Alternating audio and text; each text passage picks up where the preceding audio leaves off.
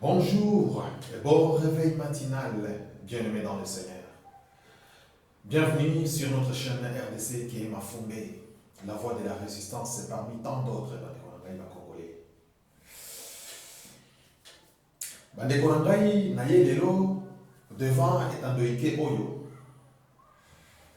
Pona koya ko partager na bino maye matali mboka na biso la République démocratique du Congo. Bande Konangai naki ko banda na phrase oyo ya la vérité sont toujours comme la haine, comme la jalousie, et comme le manque de respect. Surtout, pour la mission africaine, nous avons un problème, ceux qui l'équipent, la vérité, il y a un comme on a, balamoko et pimi, donc net, on manque de respect. Alors que c'est pas ça. Voilà pourquoi, Ngai en tant que Sintili Yamboka Congo, en tant que citoyen congolais, ils allaient devoir Nangai on a continuer kolobela to dénoncer makambo mabe aux élèves de la Kachambo Kanabiso il y a de cela 23 ans. Makambo Oyo est duré et perduré. Bouzoba, ba tuerie, ba massacre, génocide, et c'est comme ça les Manaka Chamboka wana. Au détriment, il y a peuple congolais. Voilà les lots, na yé lisusu. Pour la mokolo les lots, bande konangai avant to banda, bande konangai ba congolais, mais pensez pour na mokolo mwanelo et qu'il y a pas bande konangai, il y a Goma particulièrement. Oh, il va qui touché na éruption, puis na tremblement volcanique. Bazalaki touché na éruption volcanique, puis na tremblement de terre. Oh yo, elle a daki. Je dis aux familles implorées, il y a Goma, toutes mes condoléances, bande konangai, batoto ya mama, badugu yangu. Pole sana, poleni sana. Badugu yangu ya Goma, poleni sana. Na maïnyonso vous allez traverser. Na oyo nyonso, babumisaki, ba être cher. Pe na ba bien na bango. Oyo zikaki. Na tango éruption volcanique. Oyo tiko salema na Goma, il y a quelques semaines passées. Voilà, bande konangai, en tout cas, toutes mes sincères condoléances pour le Guinon. Tenez bon, mes frères et sœurs congolais. Bon, bazar côté à Goma, en tout cas, tenez bon. Naebi, n'a qui commis à la place n'a binoté. N'a qui colopate que oh, je me mets à votre place. Non, non, non, non, non. Et comme ça là, l'okuta, pour eux, vous allez traverser.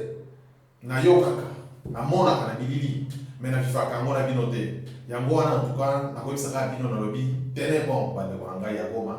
Surtout bobo ça qui va être cher, bobo ça qui va déco, bobo ça qui va tata, ba maman, bobo ça qui va na, bobo ça qui va bien amino, bobo ça qui va bétail. En tout cas, tenez bon. Nako senga na nzambe, hein, oya kelaki nini mokili na ye, a continuer ko veiller na bino, a continuer ko consoler bino, a continuer en tout cas ko bénir bino. Pour la manière que vous allez traverser, à continuer à faire bino, paix, makasi. En tout cas, voilà pour le Lelo, Bandeko. Avant de continuer à l'épi du sujet na biso, la kanisi, Bandeko Rangai, na yelelo, na zongi lisusu. Devant état de ike oyo, Bandeko Rangai ba congolais, est-ce que nous se sommes bino? Pour encore partager na bino, mais matali, boko na biso, mama, République démocratique du Congo. Pour beaucoup de biso wana la République démocratique du Congo azali mama na biso wa yene to bota biso. Voilà pourquoi ngai lokola mwana na kati ya bana ya mama Congo na lobaki te na ki kotika la bote na ki kofanda na ki ko croiser bras te Alors que bandeko na ngai ya libota moko bazali komona pasi, bazali ko se faire tuer, bazali ko se faire violer, bazali ko se faire racketter, bazali ko se faire kidnapper mikolo nyonso na kati ya mboka na biso, sous l'œil il y a soi-disant gouvernement, sous l'œil il y a soi-disant mokonzi ya mboka Félix Tshilombo. Mutuma na ngai sali boye bando na ngaba kongole ba oyo boza surtout na kati ya mboka, ba oyo penza boza surtout na kati ya mama Congo ya mboka na biso RDC. Tango bola mukaka bando na ngai na tongo bozomona ndenge bana na bino, bandeko na bino, batata na bino, basi na bino bazali komona basi eloko ya kolieza te. Olamuki penza boyo tata père de famille ozana bana 5, ozana bana 6, 7, 10 machin, olamuki penza na tongo boyebi ke lelo nazali eloko kolisa bana na kaite mwana olamuki penza boyo mwasi na azana beto hôpital to azana ndako azobena, il est gravement malade, mais ozana bomba kosomba ta chloroquine nivakine ya papa te, ata doliprane ya papa ozana bomba kosombela ye ya kote. Ezala bino na ndenge nini bande kolanga bakongole, surtout bino ba oyo bozali na kati ya mboka wana po Congo na ba province nyonso na ba région nyonso ya Congo ezali attaqué na fléau oyo ya babaya ya ba multinationaux ya occupation. Donc tous les Congos sans exception, aucune région na kati ya mboka wana okolo batio biso tozali s'en sortir mieux plus les régions ba région mosusu. Aucune région, surtout na capitale na Kinshasa, tango bolamukaka mibali bolamuki basi mpe lokola na tongo bozomona oyebi ke lelo nasala eloko ya kolesa bana na ngai te, lelo nasatana eloko moko te ya kosombela mwana na ngai kisi oyo ezali kobela. Ezala bilo na ndenge nini mpo na kolata ekomi problème na kati ya mboka, mpo na kolata ekomi problème. Mbongo ya hôpital ekoma donc chemin de la croix. Comment dire chemin de la croix ko? Mais pas matin, ça les a raté en mboka. Surtout quand on a biso ya basi. Nde bazo payer trop cher na kati ya mboka wana. Pona nini na lui ba de biso bazo payer trop cher. Ba kidnapping, ba viol, kindumba, pona koleza libota. Bande kona biso ya basi.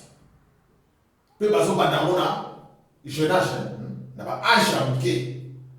Donc moi ça s'est retrouvé, donc il est obligé,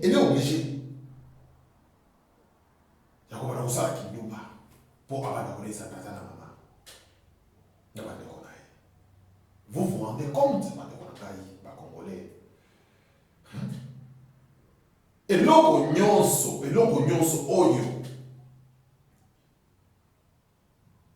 ekoki kosala ke moto asilika apete baplomb atomoka mpona bato wana ye esesalema na kati ya mboka wana mpe eza kokontinue kosalema, ezali kokontinue kosalema ti lelo na ngongo wana azolobela bino awa. Mais peuple congolais, pourquoi tu ne réagis toujours pas?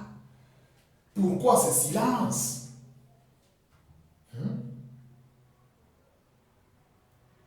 D'où vient cette peur? Pourquoi la peur, peuple congolais? Bande konanga ebotika na lobela bino. Kobanga oyo zo utawapi. Banyokola oti mutindo boye. Bako miso prezati na mutindo ko nyonga yo na modele ti na Congolais on a ibaka. Congolais on a ibaka on sali kokola Congolais. D'où vient cette peur? Maman Congo sali konyo kwama. Maman Congo sali kolele kolonyo sosole de la bana na ye. Bana na ye basala kachalo yenge. Bana na ye basali na kacha recherche ya bongo. Bana na ye basala kacha corruption. Bana na ye basala kacha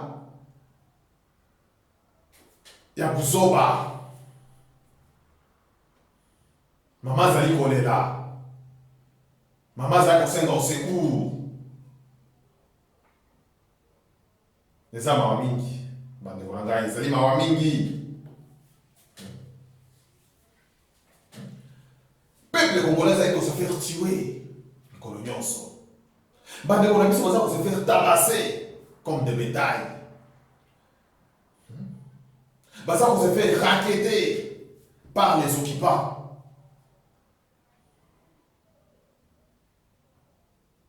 Et vous, ça ne vous touche même pas. Vous restez indifférent. Donc vous restez indifférent. Namakabo, ils allaient connaître la kachamboka na bino. Bozali kaka kokima c'est ma futilité derrière, hein? Ma futilité derrière ma futilité. Pe botelemi pe bo défendre Rwandais na kachamboka, botelemi pe bo défendre Rwandais, Rwanda ça c'est mitindo, pe ozali kotosa. Pe ozali koloba kina zali komona na mboka na ngai. Ah. Posons des bonnes questions. Quel peuple? Tout le bilabino na monoko nini poboyoka. Tout le bilabino lo lenge kani bande konanga ka Congolais poboyoka atenda bino fungwama baboti elo mwana miso na bino ba ikaye kweya.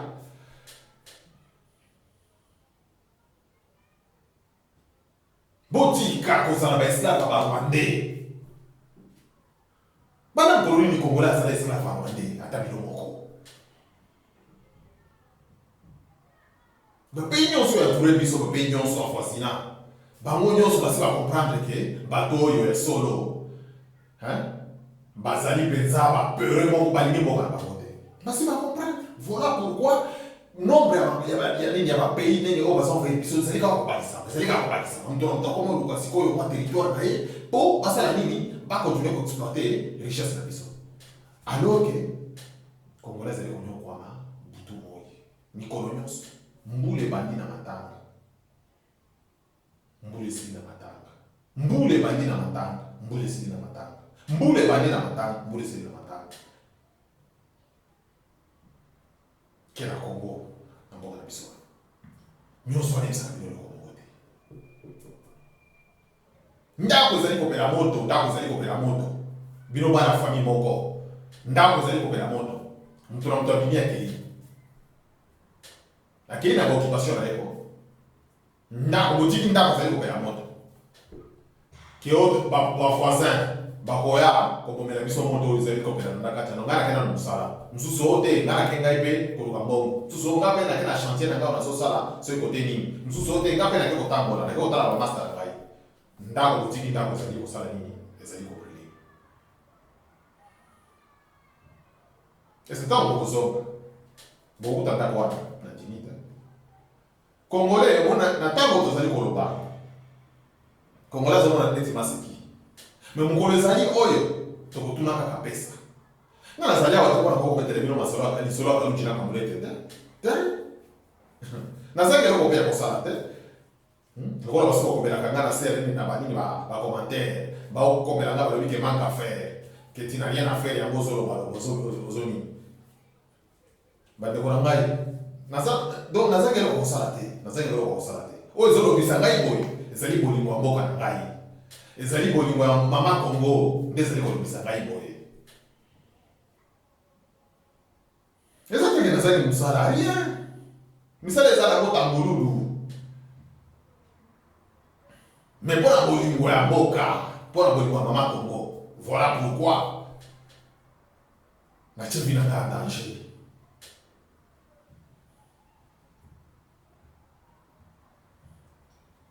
Zamawa, Zapassi. Même un Congolais inconscient. Bon, tout vraiment normal. Bon, tout vraiment normal.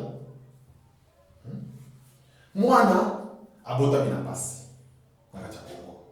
Mwana, akoli na pasi. Nakacha Congo. Nani mwana kwa kufa, nakacha pasi. Et les Congolais trouvent ça normal. Les inconscients, les Congolais inconscients vont trouver ça normal. On a le bas dans la vidéo, il est dans le bic, il y a dans la République. République, il y a pas de conscient, dans la République, on va être inconscient. Malheureusement, la République, on va être inconscient. C'est délai. Il y a 80 millions de Congolais. La République, on va être inconscient, la qualité de cause à 70 millions. 10 millions, il n'y a pas mandé, mais ça conscient. Y compris moi. Tout ce l'amour qui déjà, déjà c'est quoi la mission. Mais 70% va de l'engager. Dans la société, on a mis parce que la ignorance. Et les Congolais conscients vont trouver normal. Normal. Dans un pays comme la RDC, où tout ça a nuance, vous allez comprendre ça monde entier vertige. Et le bal de Konanga ni sœur Nangana ni Kabit OK. Tout ça a nuance, vous allez comprendre ça monde entier vertige. On a lâché ça tous les nango. Mais biso mo ba Congolais, depuis valeur na belé na biso té. Voilà ça problème na biso ezali. To yebi valeur na belé na biso té, depuis valeur na belé na biso té. Pour ceux qui te ba valeur na belé na biso. Ne ba boka mususu, ne ba peuple na boka mususu ba valeur na belé na bango. Ngana pesa exemple na biba Tanzanie oyo ba Tanzanie, ngana koma na Tanzanie. Il faut mon Tanzanie. Donc, tout Tanzanien a sali figé la bombe. Ce qu'on a dit, tout, exact tout. Tanzanien nyonso a sali figé la bombe. Yo content la Tanzanie. Kende ka content la frontière la Tanzanie. Badala ko na ko la dela utina ndeko ko na isi ka adresse ko komela. Pelo yo ko mona ba chef de quartier ba yo parle. Est-ce ko komela za na hotel, eza na wapi, eza na quartier nini. Ko mona le chef de quartier ba ye. Ba yo tuma yo. Ou tu wapi, ou salami, ou en colonie, la exception au papier là. Voilà. Mais nous sommes en Congo, rien. Nous sommes en Congo, on va y avoir tant ça, la nègre pour ça, là, mais nous allons adresser, nous allons bon, on y soit bon, nous allons rechercher un bon, bon, on va payer, bada, on va payer, et mon ami a monté. Les gens qui ont lié, il y a qu'on s'en va sur qui ni là-bas, c'est fini, on va sur qui Mwanda, c'est fini. Des vies au Congo, donc, à ce qu'on fait la caca. Alors que ceux qui les loquent, beaucoup de gens qui libérés, de sécuriser beaucoup de biso, biso beaucoup de gens exploiter, de bandi pego, nini, ko échanger, na pays, na multinational oyo, na richesse auto sani na yango, biso beaucoup de qui quand on mboka wana pe to sali, makambo ya minene na kacha boka na biso, pe bato bakama mo kiletika ni bouche. Mais Congolais ni ko wana. Nous devons continuer à soutenir les faux politiciens. Les faux politiciens, les ventriloques, les bâtonnets dans le Congo. Qui ont des politiciens, qui ont des opposants, qui ont des appuis. Dans le Congo, aucun politicien, aucun vrai politicien dans le Congo. Aucun. Si je dis aucun, je dis aucun. Je pèse bien les mots. Dans le Congo. Et ça la bas dans la opposition. Et ça la bas dans la ligne à majorité. Aucun. Aucun. Bango nyonso so de ventriloque, bango tout. Bango nyonso bazo bakewa baza opposant kati nini ya sous régime ya nini ya Tshisekedi na sous régime ya Kabila. Yeba ke baza kati ko. Ils sont complices. Ba yeye loko ni ezali koleka. Ils sont complices. Donc solution aux alaka ke nettoyage à sec na kati mboka wana. Ki mboka ale komi libéré o nyonso ayebi ke asalaka na Kabila, asalaka na Chilombo. Nettoyage à sec, point barre. Point barre. C'est la seule solution. Donc, génération de sous-fersi Kebali. Bien formé. Ma militaire de sous-fersi Kebali, armée de sous-fersi Kebali, bien formé. Tu crois bonne école. Les abao, tout ça, il y a Mikolo, des abao. Bazo, Bazako, on a pas demandé. Vous vous imaginez Rwandais, Azali Kolala na Ndako. na ye na mwasi na bana na kati ya Congo. Mais un soldat congolais, un militaire congolais sur le Congo, alors que c'est un Rwandais. Et que ce soit les Congolais dans Rwanda. Mais les Congolais trouvent ça normal. Et ça, les Congolais, bébé, les Congolais vont se trouver normal, vous avez normalité. Vous avez normalité. Mais les Congolais, qu'on a dit, c'est normal. C'est ça, non. Qu'est-ce qui ne va pas chez nous, les Congolais? Qu'est-ce qui ne va pas? Qu'est-ce qui ne tourne pas rond? Pas de biso Congolais. Colocato nini?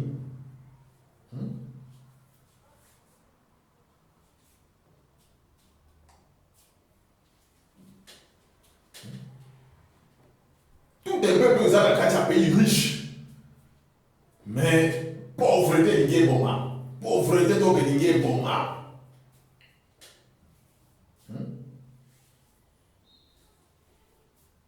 Pona nini tondima kozala esclave ya Rwandais boye? Pona nini tondima kozala esclave ya Rwandais? Pona nini? Enough is enough. Bati kona kaba Congolais. Tika la partager la bino makambo yo po. La te.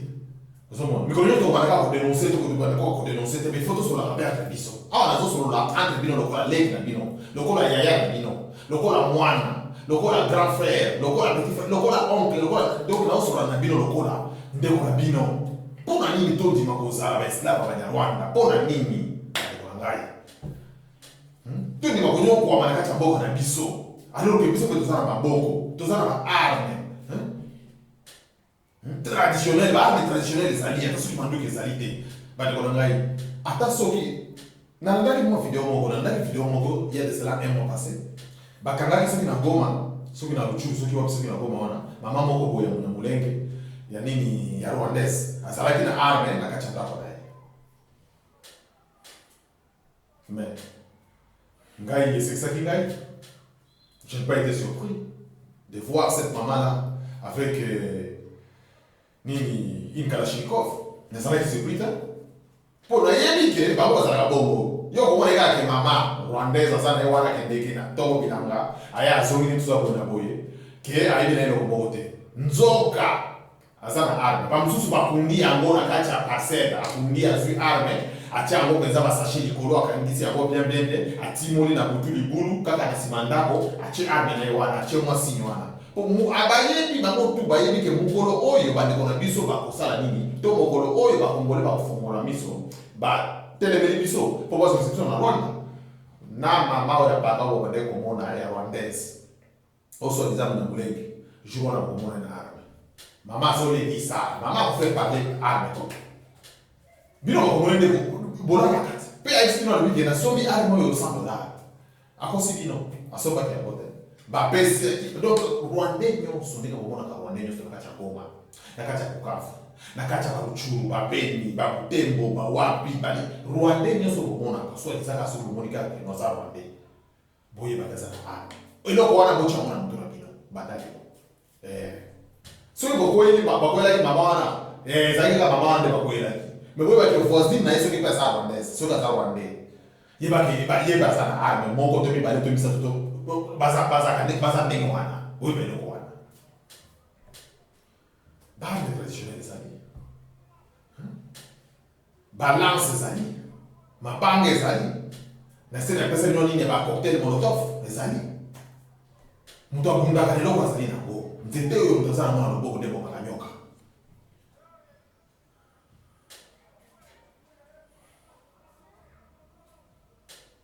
boyeba ke Barwandais nyonso bazali na kati ya mboka wana eza na Kinshasa eza na Equateur eza na Bandundu eza na Mayombe eza na wapi baza bien baza na boyebaka yango bango bazalaka bongo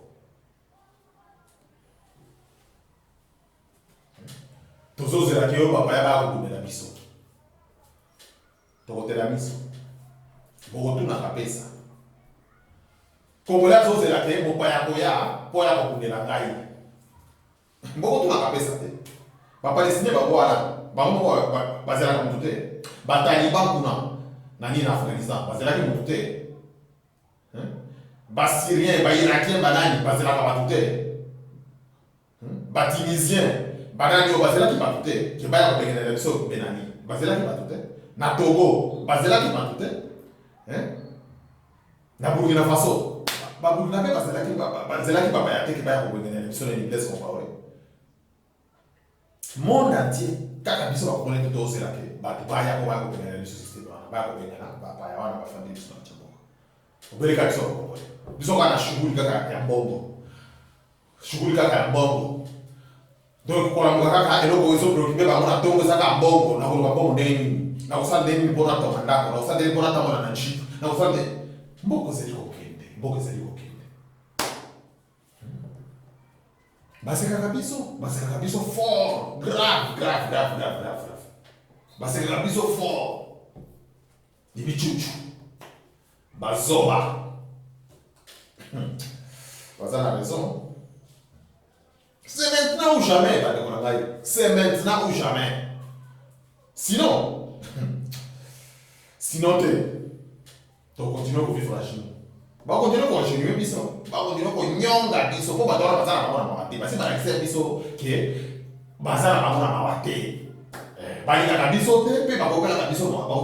à vivre la Chine. Ba occidentaux ba ngombe basi balekisa biso ki baka bona biso bakota kana ngo depo ba ngombe bazo ba na bango na nini na kata boka. Voilà. Donc c'est maintenant ou jamais. Biso ba congolais to telemi to sangani lokola mutu moko to sali liboke to libere boka na biso. Nazo ça rappelle na ba congolais nyonso esike zomi bino. Na monde entier ba ndiko ngai. To prendre conscience ya makabo ezali koleka. Na mutu ya boka na biso. Papa te tozali na présidente boyebaki très bien ke toza na présidente oyo aza wana aza na marionnette étiquette eloko moko te président ya Congo soka donc na motu ya mboka donc toza nde na babandi ya long chemin en fait badéputé basénateur baopposant banini bagouverneur bamaire bango nyonso eza liboke moko donc ils sont des bandits de long chemin. Bazanga mawa pour un peuple congolais. Bazanga na bango mawa. Bango oyo peuple azali ko traverser. Bazanga na bango kuna te. Na ba discours na bango ya ambigu. Ba promesse oyo. Nini ba réalisera jamais. Donc ce sont des bandits, c'est un groupuscule de bandits. Au pensa ba siéger peuple. Bazo nyonga peuple na ndenge sengeli pe bazo mboka batika à la disposition ya ba multinationaux. Voilà.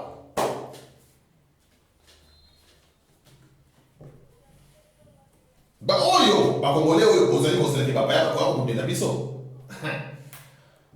Côté la miso. Boko de la miso. Po mo paya nyonso na minito oyo. Mo paya tu na minito oyo. Azali ko sala maimaso azali ko luka azo mo par na ya kato akacha mboka wana. Azo mwa par na ya gato na kati mboka wana. Yango Macron bozomona Macron tutaki gari kuna eloko nini bamaki kuna. Po yepe ba ke kopesa ye mwa. Esika na ye awa na exploiter. Yango azomona ba fa vie Macron azosana kigali, azoluka nini kikamata na Kagame nini tusa bona boye. Po Kagame a pesa yepe mwa par na ya musenya nzoko yepe aba na exploiter. Voilà.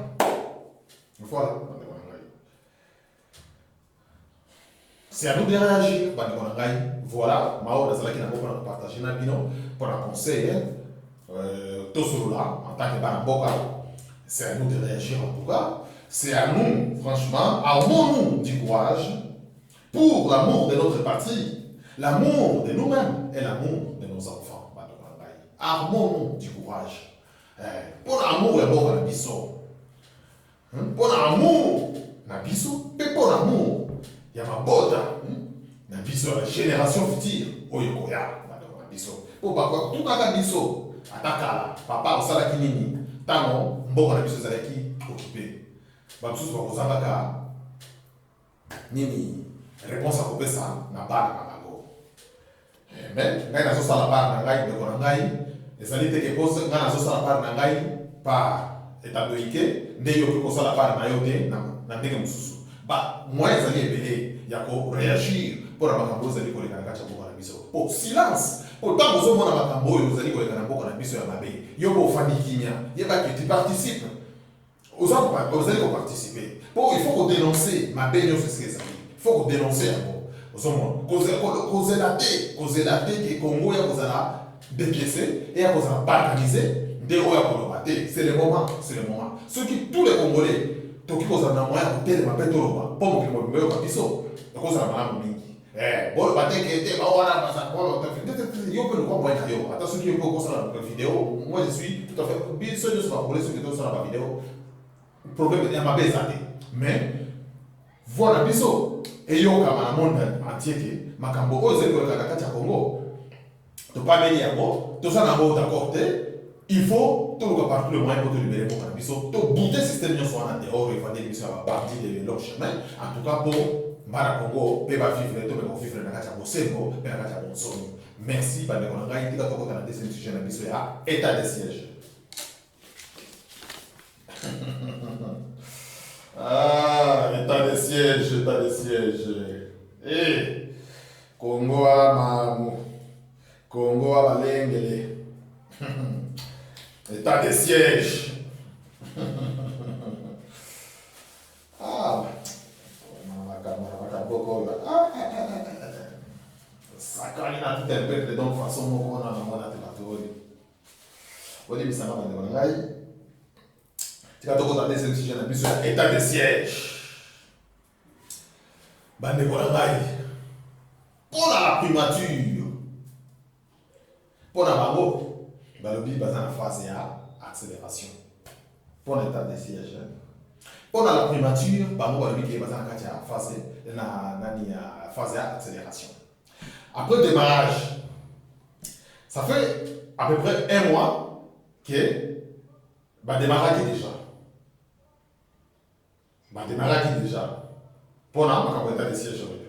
Donc, pour le but est dès que le démarrage na minute oyo déjà passé à l'accélération. Ce qu'on a été sur l'accélération, pour ceux qui les ont, les la vitesse à croisière, ceux qui déjà passé à la vitesse à croisière, ceux qui l'accélération, pour ceux qui passent à accélérer pour Matangomba ou tous ceux qui Bakita, tous ceux qui ah franchement c'est au moins t'as un examen dans le livre, un discours ambigu à Chilombo. Ah, théâtre Congo.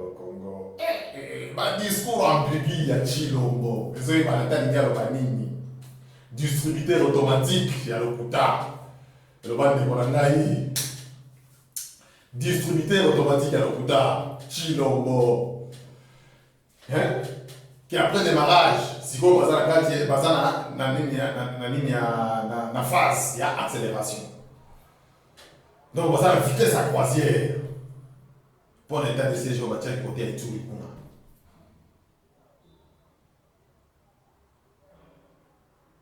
Et ça, on est vers l'objectif final. Donc, on va tendre vers l'objectif final. La minute où on a un moment dans le pédagino. Il y a ceux qui vont comprendre.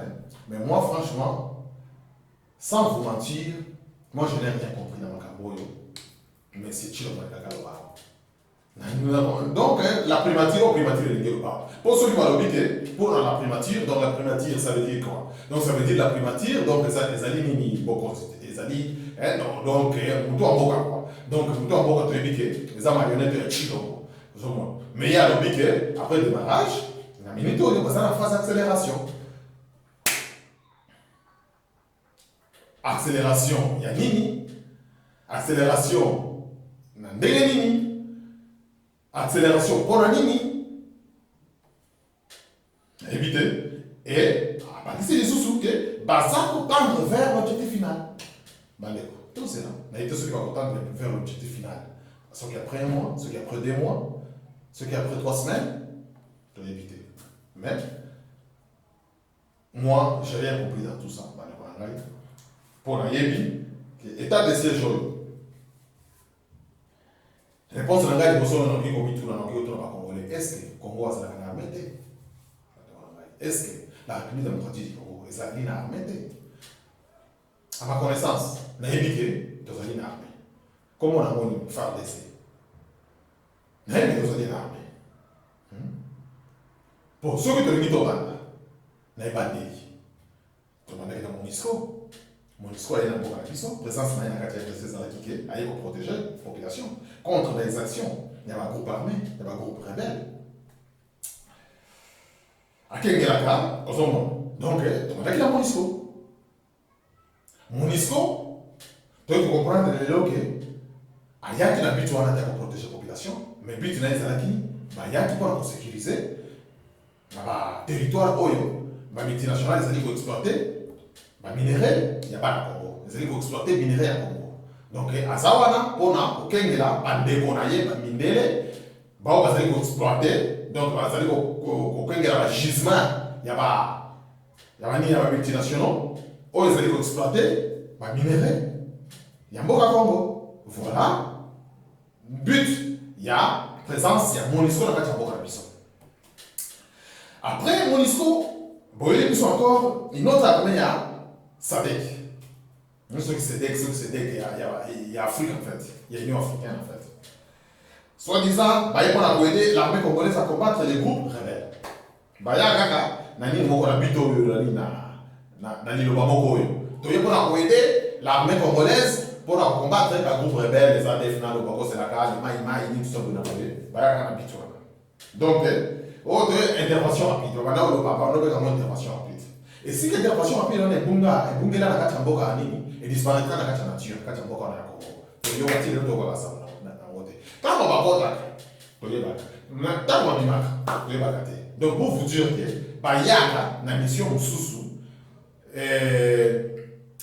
par rapport à oyo, baye ça biso. Tant baye que non, to le kito ko ça nini a même boye boya pour défendre ma belle à Congo, pour sécuriser ma Congo. Nzoka ezalaka o wana te.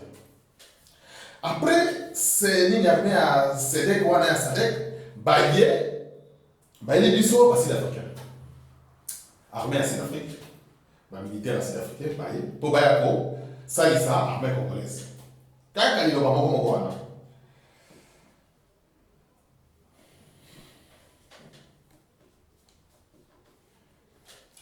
Armée sud-africaine wana eyaki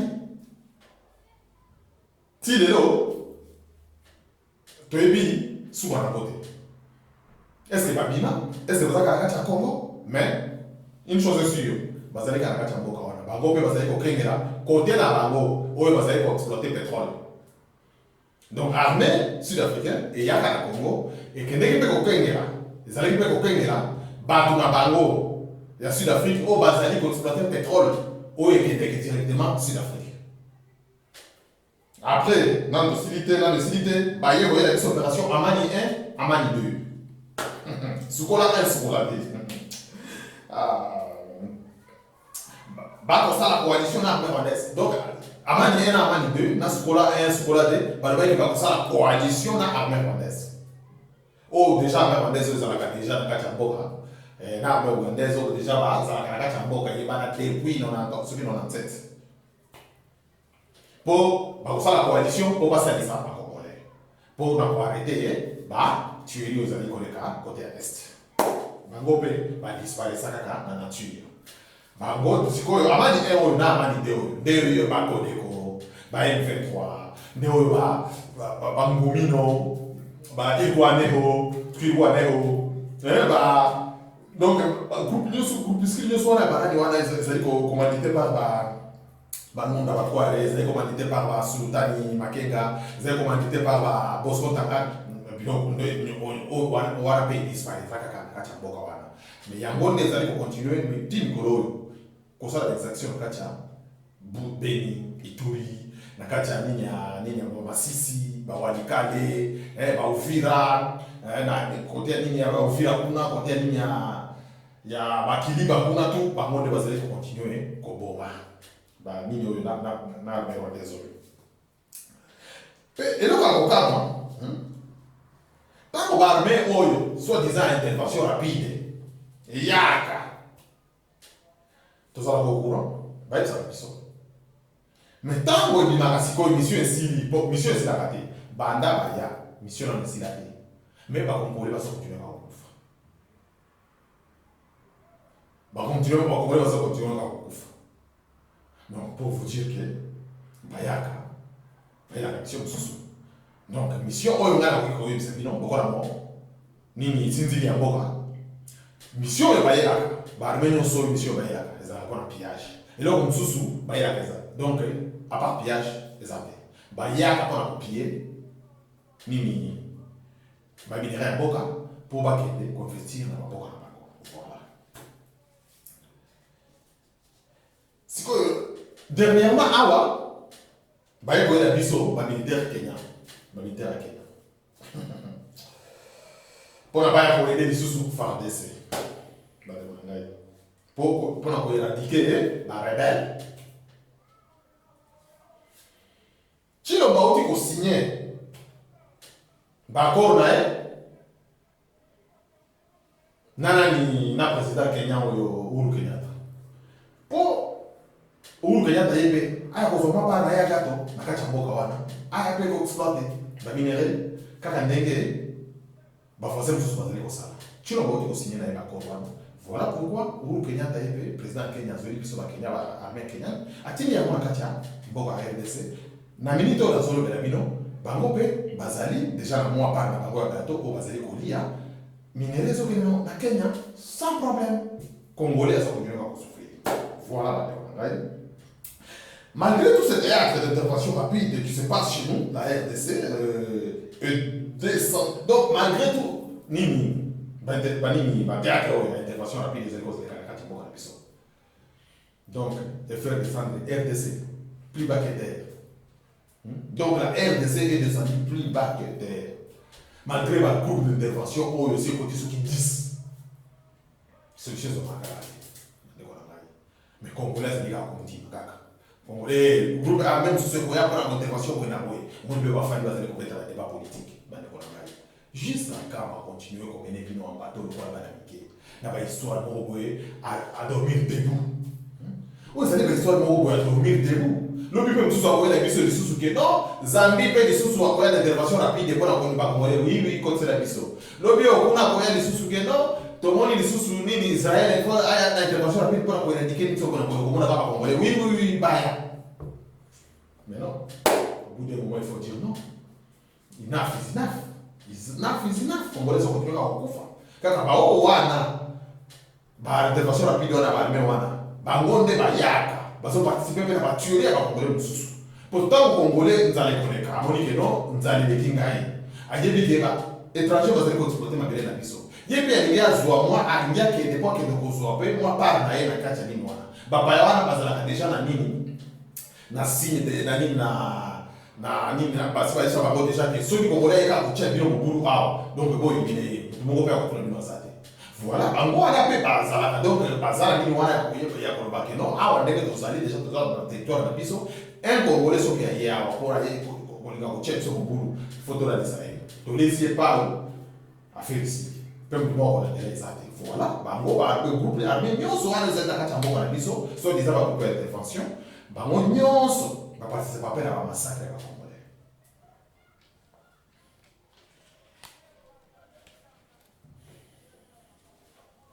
Ye Chilombo, soi-disant Mwanamboka, soi-disant Congolais.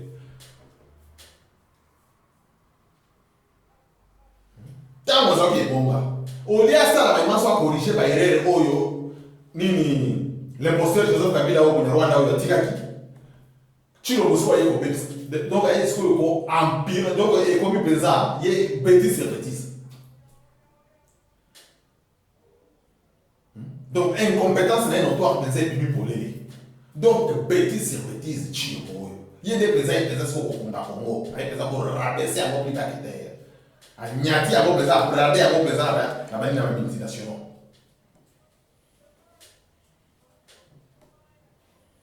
Les armes mingi. Donc, mes très chers frères et sœurs congolais, pour comprendre leur Congo, tous ces groupes armés, par armée, nous sommes là pour la puissance. Soit disant qu'on a intervenir, intervention rapide, pour éradiquer banane, rebelle, tout ça, et qu'on éradiquer la rebelle. Alors que tu es que rebelle, la Katibo, on a ça. Tu es que bateau, il va ça, massacre, bateau, va s'aller copier, va s'aller copier, ça va rwandais dans Rwandais, les groupes armés à Rwandais dans Rwandais, tu es bien, très bien. Le monde entier est bien très bien, donc on se fait comme ça. Bayaka kaka, bakou ba bien on a protéger, intérêt à leur propre pays. But na bango za la pour protéger l'intérêt il y a pas pays na bango na kati mboka na biso Congo. Voilà. Pour niveau il y a absurdité.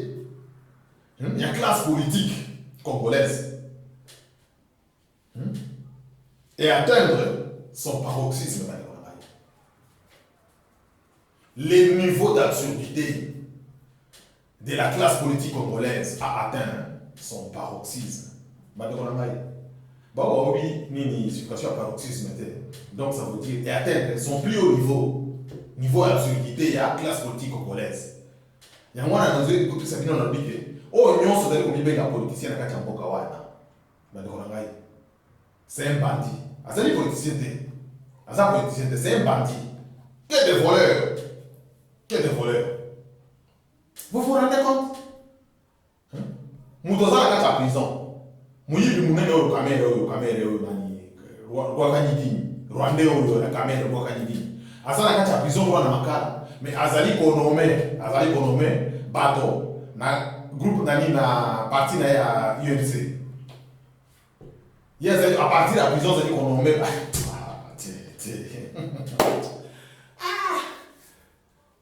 Système à gangster. Et comment que système à gangster au test ni to monaka. Donc gangster donc bakangi kolo nini nini bakangi leader ya groupe ya gangster. Mais leader wana kena kati ya prison, okatomona kana télé na États-Unis kuna. Na kati ya prison kuna pesa commandité. Donc il y a des gens nommés par tout le monde, il y a ça kati ya prison. Donc anarchie totale. Voilà donc les autres na kati ya Congolais. Kamere oyo na Rwanda muyibi munene oyo zana kati ya prison. Mais azali konomé déjà. Azali konomé ba collaborateur na ya attaque na prison. Pe ba kolela autre faire normal. Siko ko bisangana batata oyo bazali ko sala na kamere, ba oza na kamere, muto zana kati ya prison. Boyebi déjà premièrement qui a ça intégrité. Deuxièmement, un usurpateur d'identité, azali ko congolais. Mais batata congolais bazali simana ye franchement. Est-ce que oyo ezali ko loka to ezali est-ce que na mboka nini makaba ko sala? Mutu basi bakangi déjà qui a yibi mbongo ya mboka malgré toyebi ki azali moko te muyibi toyebi ki presque banda le groupe na bango l'imposteur Joseph Kanambe muyibi moi c'est na Isabelle Olive muyibi oyo nani petit na yo Chilombo grand muyibi Jezabel moi c'est na yo Denise Nyakero muyibi ba groupe ba député to ba kotote ba nyo so na kata gouvernement na muyibi na muyibi kaka bango il fallait pas se retrouver et si ka de ko ba ko caméra wana ça. Mais vous vous rendez compte? Quelqu'un comme Kabel na kati ya prison mais azali ko gérer nini naye nini parti politique naye ba congolais pe ba na kati ya parti politique wana ba biki total ko ça intellectuel mais vous vous laissez gérer par un criminel comme Kabel. Mais ça n'est pas appliqué à Congo. Mamingi. Donc, vous avez ça que allez-y comprendre dans les que le niveau d'absurdité de la classe politique congolaise a atteint son paroxysme. Donc, le bête c'est le corps, il y a plus ça.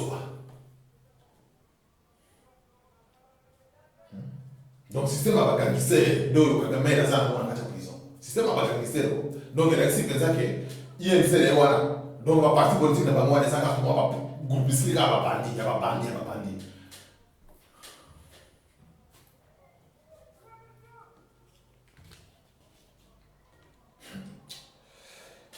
Ma question c'est ici,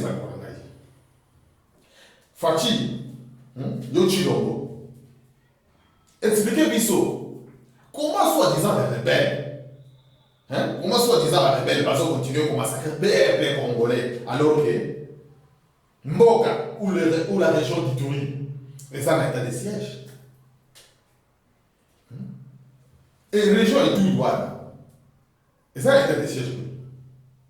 Bah, tu devras pas Congolais. Oui ou non? Tu dis qu'il y a une minute Ituri, ça n'a état de siège. Mais comment ça se fait que bah, Congolais va continuer à se faire massacrer?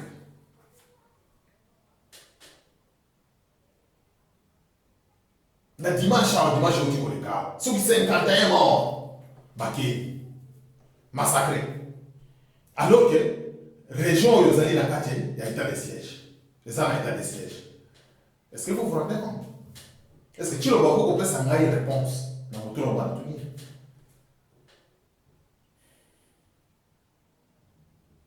Vous avez la fourberie, vous allez dénoncer. Vous avez la fourberie, la salade, vous allez dénoncer. Tant que vous avez la page, vous avez la finger, vous avez la finger, donc,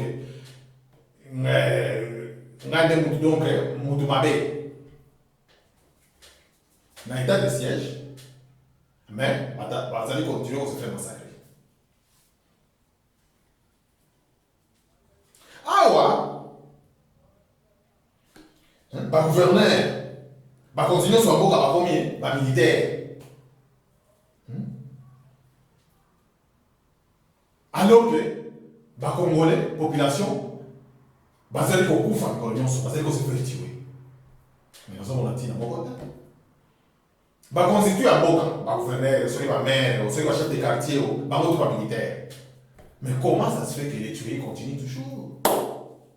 Voilà ma question, mes chers frères et sœurs congolais. On a dit que posons de bonnes questions. Tout le monde a continué sur le militaire. Soit disant que ceux qui militaires, ceux qui ont mis sur 10, ceux qui ont mis sur ceux qui nous ont dit, on va nous les esclaves à Bazalia qui a commis Bagoua, on va nous les esclaves à Rwanda Bazalia qui a neutralisé la moto éviter. Mais tant que vous avez conseillé. Malgré que nous soyons à théâtre, nous avons changé de sorte de l'envoyer. Tous ceux qui savent que non, les Congolais, ils sont complices. Chilombo, Aligi Boka Wanade. Chilombo, Asasa, na Ikop na ye. Zomo, lokola kandenge bazakari baba sana balbaki ngana ke Kobenda, Kop na ngai, Kwanga na ngai. Donc, les politiciens ne sont pas besoin de Kachamboka Wana, donc, ça va être Kop. C'est à nous le peuple. Il y a côté les mains. Tout Bunda, tout se libérer. Point barre. Le peuple se libère. Le peuple se libère. Mais Congolais, ça lui pose la clé. Mundele to mo paya ko kundela ya libéré to ko beta 20 ans mususu ngana sali ko yebisa bino to ko beta 20 ans mususu to ko tela miso na to monite to ko mona kili no mukolo oyo kongole mo ko mona ke na komi na suka il faut to se libérer wana nde ko mona ko shajana kacha ko Kichiro bazali na ikunate. Bakongole ko kufani tso bona boyazali na ikunate. Na minito ezelo zali ko préoccupé gouvernement na bino wana pakoti. Ya ba ko vendre wana. Ezali 2023. Bande ko ngai. Na minito oyo na momona zelo ba bino. Eloko zali ko préoccupé chilo. Ezali ko préoccupé gouvernement na bino wana ya pakoti ya yibi ya babandi wana. Ezali 2023. Boy ba bobo chawa. Eloko mosusu avant asilisa Félix akei kokota nyonga 5 milliards de dollars yana bandeko na ye baafricain oyo ya miyibi mpo akosunga bana Goma moko moke wapi Félix wamoyibi moko na mamona te moko moke wapi 100 000 dollars naka kofuta mo bakongole bakokufa mpo 100 000 dollars bakofuta ndenge Macron wana amemi bango 100 milliards de dollars wana l'Union européenne. Beaucoup de gens qui font des choses dans le Congo. Comment on fait un bon wana? Comment on fait un bon wana? Bana Congo ne va pas faire. Makila bana Congo ne va faire un bon wana. 100 milliards de dollars. Que asa ni Goma. Et là on y a ça na Goma. Ba aide humanitaire, o ba tiki na ba camion, ba camion ba sucre, ba sac à l'eau, ba sac mafuta ni tsona bona. Soit disant que ceux qui association à moi c'est à moi c'est les wana Denise Nyakero la sorcière wana ba fonctionnaire la Denise Nyakero wana ba détour ba congolais bité ba bela na mona te ba fonctionnaire wana ba détourner ba aide humanitaire wana oyo ba tindeli ba boya pakoti wana ba tindeli ba nini ba habitant ya Goma et comité soit disant une association ya Denise Nyakero la sorcière la Jézabel. Batunae. Donc voilà, quand elle est sur le Batoua ça n'a pas été la population. C'est n'a pas été. Peuple, il faut tout ça la même masse pour se libérer de son Congo. Point barre. Ceux qui ont aussi la table pour moi, libérer Congo, problème de santé. Mais génération, il y a un accident. Bah, vivre très quittard. Voilà, on a eu le qu'on a na bango na zaki na bango pour partager les lots. Mais si na bana d'union soya RDC qui m'a fumé, on y a chaîne na bino. En tout cas, vous partagez vidéo pour yo bande on a eu. Donc to zongi na rani sikele, so nous allons continuer pour prêter bisofi. Chaque 2 semaines, na ko bande chaîne bino pour ba info ezali. Boba matin, alors toi on bande chaîne bino na italoike oyo, pour s'abonner massivement. Bon, malgré tout ce qui m'a problème de piratage, mais on est voilà, on a partager pour en tout cas, que Dieu continue à bénir la République démocratique du Congo. Dieu continue au Sunga, les Congolais sont conscients. À continuer à faire cette à continuer en tout cas, nini ko bénir bandeko nyonso bakongolo nyonso zomi bino bazali conseil bazali kolobela mboka bao bazali penza kolobela makambo ya mboka en tout cas nzamba za na bino nakanisi tomona lisusu na mbala sima. Que Dieu bénisse la République démocratique du Congo. Ciao.